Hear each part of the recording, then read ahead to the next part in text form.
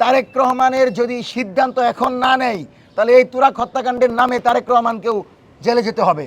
সেজন্য সরকারকে বলবো আওয়ামী লীগের বিরুদ্ধে দ্রুত সময়ের ভিতর পদক্ষেপ নেন। আওয়ামী লীগ যদি কোনোদিন আসে এই তুরাগ হত্যাকাণ্ডের নাম দিয়ে এই মিথ্যার উপরে 100 জনকে ফাঁসির দড়িতে ঝুলাবে। এর নাম আওয়ামী লীগ, এর নাম হচ্ছে আওয়ামী লীগ।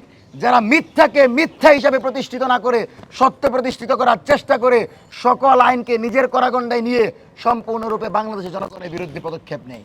সুতরাং তারেক রহমানের যদি সিদ্ধান্ত এখন না নেয় তাহলে এই তুরাগ হত্যাকাণ্ডের নামে তারেক রহমানকেও জেলে যেতে হবে। সেজন্য সরকারকে বলবো আওয়ামী লীগের বিরুদ্ধে দ্রুত সময়ের ভিতর পদক্ষেপ নেন।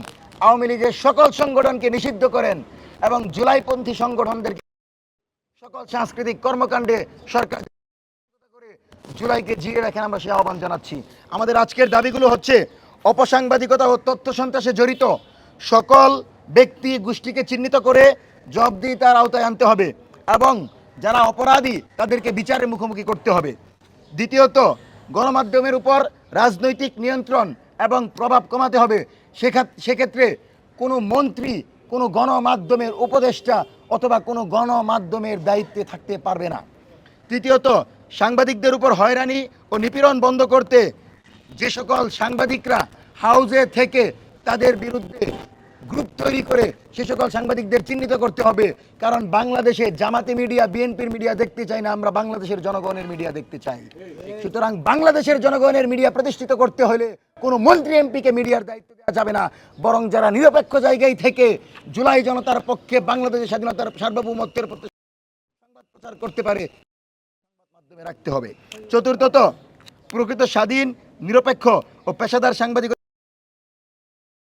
সেক্ষেত্রে পূর্ববর্তী যে সকল মিডিয়া জুলাইয়ের বিপরীতে ছিল এবং এখন পর্যন্ত জুলাইয়ের যে আকাঙ্ক্ষা সে আকাঙ্ক্ষায় আসতে পারে নাই, সে সকল মিডিয়া বন্ধ করে দেন।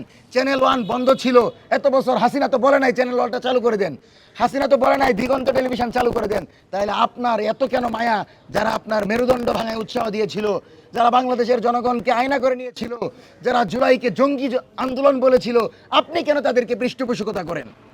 সুতরাং মতি, মাহফুজ, তুষার গ্যাং, আনিস আলমগীর এরা প্রত্যেকেই ভারতীয় প্রক্সি এবং আওয়ামী লীগের প্রক্সি। এদেরকে মুক্ত বাতাসে রেখে 2 বছর রাজনৈতিক ভারসাম্যপূর্ণ পরিবেশ নিশ্চিত করতে পারবে না।